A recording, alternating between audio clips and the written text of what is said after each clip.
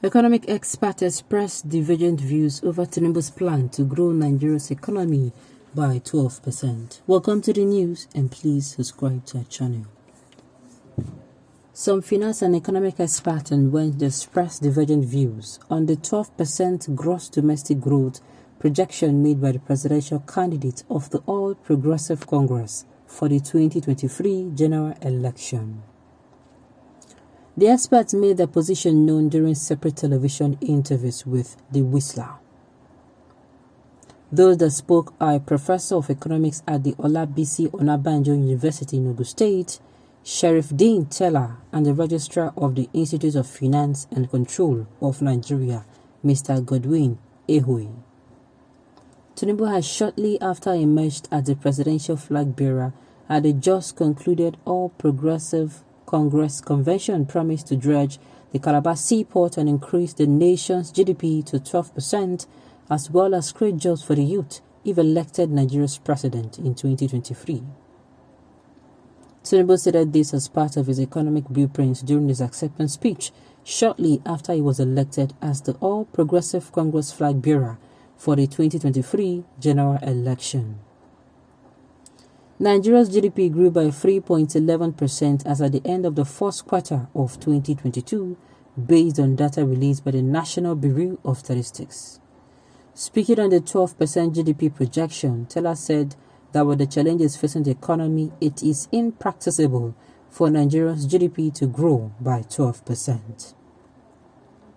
The varsity, Don said, Tinubu cannot start from year one. What he should be thinking about is how he grew it by 12% at the end of his first term if elected president. Growing the GDP requires not only a domestic environment but also an international standard or environment. It is good to be ambitious, but I believe that Tinubu would have said he would take it step by step, thereby giving a breakdown of how the growth would take place annually till the end of the first term. He added, "We have resources, but I do not think we have the manpower to build the resources, and that he should take note of the international environment as it is a strong determiner of the domestic environment also." Teller, however, said that the dredging of the Calabar seaport will help to decongest the Lagos seaport by creating more terminals, ships for import and export of goods. It will also improve employment because more labor would be needed hereby reducing unemployment in the country. Also serve as a means of revenue generation as more ships will be put in work at different terminals created by the seaport.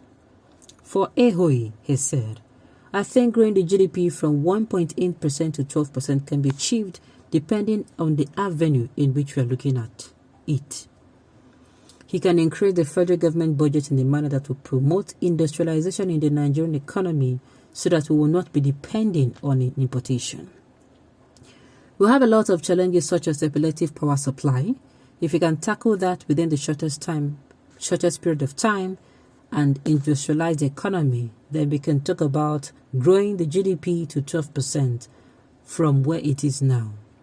We should be a productive country and not to depend solely on supplies from other countries, including ordinary toothpick. Growing and manufacturing of some products that are locally made. In doing that, he's growing the economy. If that is where he's looking out, then it is good."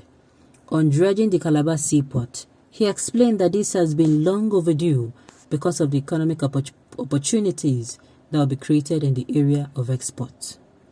He added, "We have been long expecting the kind of president that would take the bull by the horn. The decentralization of the Lagos port will further create jobs.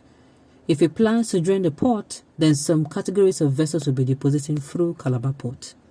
This will further increase the GDP. It will further create employment.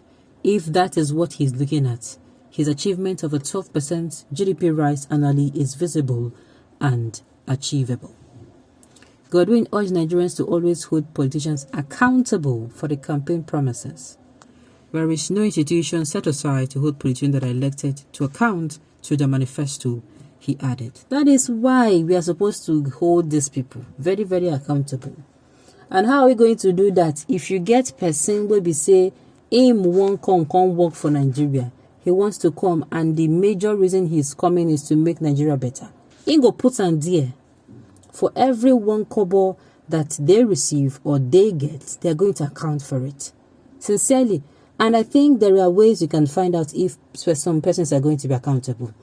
I know it is not going to be totally as in, it does not give you 100% assurance, but somebody who is able to answer your questions when you ask them, he gives you answers to questions and do not try to evade them. I think that kind of a person is going to, yes, if you're asking somebody a question now, he's a president, no matter the question, even if it's an attack, that question is an attack, he calmly answers your question. Yes, I know they do all things for the election and for people's vote, but I think to some extent, you get some people when they go feel hide their own, they were going to want to evade some of the questions.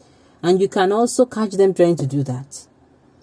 So the thing is, at the end of the day, if you put somebody there who wills or who it is number one priority to make sure Nigeria becomes better, I think when he goes there, he go put on for there.